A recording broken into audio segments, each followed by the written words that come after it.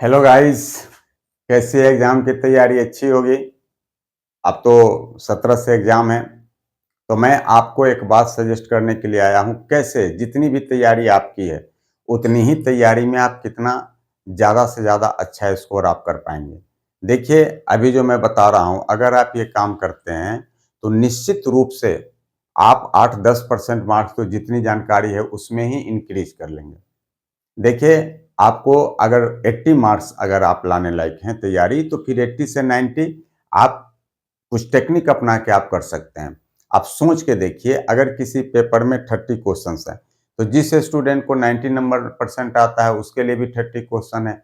जिसको आपको 60 आता है वो भी ऐसे स्टूडेंट होते हैं जो सभी क्वेश्चन का जवाब देते हैं। अब 1-2 नंबर का छूट गया हो तो छूट गया हो।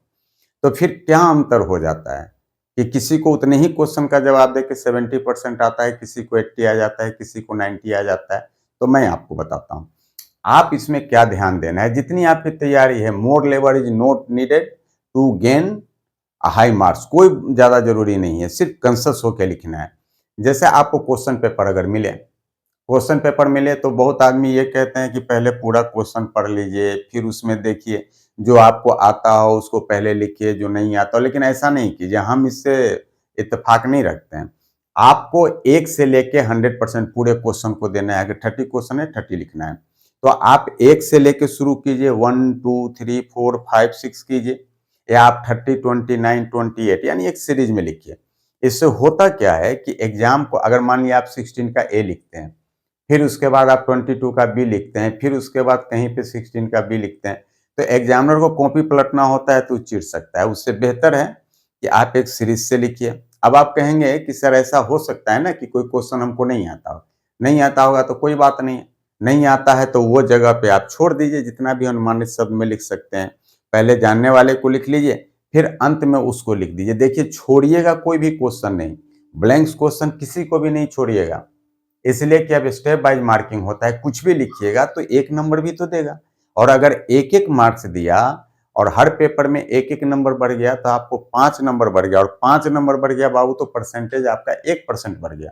1% मार्क्स आपको कहीं पे भी कोई चीज का ये कंपटीशन को पकड़वा सकता है, किसी को छुड़वा सकता है, डिवीजन पकड़वा सकता है, डिवीजन छुड़वा सकता है। इसलिए 1-1 अंक में मीनिंगफुल होता है 1 अंक। अब आप उसके बाद से तो ये तो एक करेंगे। दूसरी नंबर बात है, लिखने समय में ज्यादा कटिंग नहीं कीजिएगा, शुद्ध लिखिए, सुंदर लिखिए। अब आपको मैं बताता हूं कि अगर कोई क्वेश्चन आ जाए, सपोज कीजिए कि आ जाए क्वेश्चन, राजा दशरथ कहाँ के राजा थे, तो कोई लड़का लिखेगा, सब लड़के लगभग लिखेंगे राजा दशरथ अयोध्या के राजा थे। अब सोचिए, कोई अयोध्या, आप दशरथ में कोई दंत स लिख देगा, और कोई लड़का जो है वो आपको तलाबेश्वर से लिखेगा। तो दशरथ तो सही होता है तलाबेश्वर वाला। तो आप ही बताइए, दोनों का कहना तो सही है। कोई अयोध्या लिख देगा, अयो पूरा ध लिख देगा, कोई जो है सो आधा ध लिखेगा। तो अब बताइए, अयोध्या तो आधा ध से होता है ना, सही जी। तो यह आपको, अब आप ही को एग्जामिनर बना दिया जाए, किसको अच्छा नंबर दीजिएगा? इसको अच्छा नंबर दीजिएगा। तो जबकि कहने का मतलब तो सेम ही है, आपने तो उतना मेहनत किया ही है ना कि राजा दशरथ कहाँ के राजा थे। तो ये बात ध्यान दीजिए, अच्छा मार्क्स आएगा।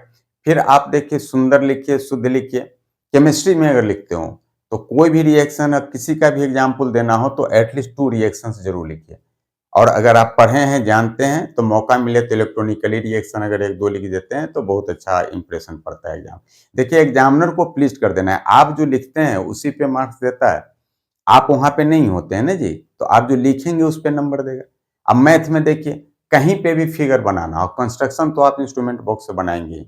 आपको अगर थ्योरम प्रूव कर रहे हो, या आप क्या बोलते हैं मेंसुरेशन का अगर आप क्वेश्चन सॉल्व कर रहे हैं, वहां भी अगर फिगर बनाना हो तो आप ऑलरेडी क्या करेंगे, पेंसिल से ही बनाएंगे। ठीक है, पेंसिल से फिगर बनाएंगे। दूसरी नंबर बात है कि बहुत लड़के बीच में बराबर का साइन देते हैं और आगे कुछ नहीं लिखते हैं। अगर ऐसा लिखना हो तो लगातार दो, बहुत लड़के यहाँ भी बराबर का साइन दे देते हैं, लगातार 2 बराबर का साइन नहीं लिखेंगे इसके लिए शुरू में। और ऐसे भी नहीं खाली करेंगे। आपको जैसे यहाँ पे 7x - 5x बराबर 5 लिखा है तो लड़का ऐसे ही लिख देता है, ऐसा नहीं, आप और लिख दीजिए। नहीं है तो इम्प्लाइज का आप साइन दे दीजिए, लेकिन ऐसे ही नहीं छोड़ेंगे। और बराबर का चिन्ह तो कतई नहीं देंगे। फिर आप देखिए, x बराबर लिखना है तो ये 5/2 लिखेंगे, तो इस चिन्ह को इन दोनों के बीच में जरूर डालिए। ठीक है, बहुत लड़के हर बार में ऐसे करके ऊपर कर देते हैं, ऐसे करके नीचे कर देते हैं, तो ये एक गलत मैनर है, ऐसा करने से आप बचेंगे। फिर आप साफ सुंदर तो लिखेंगे ही लिखेंगे, एक सीरीज वाइज लिखेंगे। और आपको बताऊं, आर्ट्स पेपर में जब भी लिखिए, आर्ट्स पेपर में लिखिए तो अच्छे से भूमिका बना के लिखिएगा। और कभी भी मौका मिले, चाहे आर्ट्स का या साइंस का भी क्वेश्चन लिखते हो, कोई नियम हो, किसी का लॉ हो, अगर आपकी तैयारी ऐसी है कि आप उसको अंग्रेजी में भी लिख सकते हैं, तो निश्चित रूप से अंग्रेजी में भी लिख दीजिए। कोई भी, जैसे ओम्स का नियम है तो हिंदी में लिखिए, अंग्रेजी में भी लिख दीजिए, इससे अच्छा इंप्रेशन पड़ता है। एसएसटी में किसी राइटर का लिख रहे हैं, कोई कोटेशन दे रहे हैं, हिंदी में भी लिख दीजिए, अंग्रेजी में लिख दीजिए। हर्षिकार दीर्घिकार पे ध्यान रखिए और कॉपी को ज़्यादा गंदा नहीं कीजिएगा। अगर इन सब बातों का आप ध्यान रखते हैं तो ये 8 से 10% नंबर आपके बाबू बढ़ जाएंगे। इसे हम समझते हैं आपके सर ने तैयारी कराई होंगी ऐसी, और इन सब बातों का ध्यान दीजिए। और मैं आज ही आप सबों को एग्जाम के लिए बेस्ट ऑफ लक कह देता हूं। आइए, आप अच्छा मार्क्स दीजिए, हम ऊपर वाले से दुआ करते हैं सभी बच्चे का एग्जाम अच्छा जाए, वो अच्छा मार्क्स गेन करें। चलिए, बहुत बहुत धन्यवाद। Best of luck to all of you.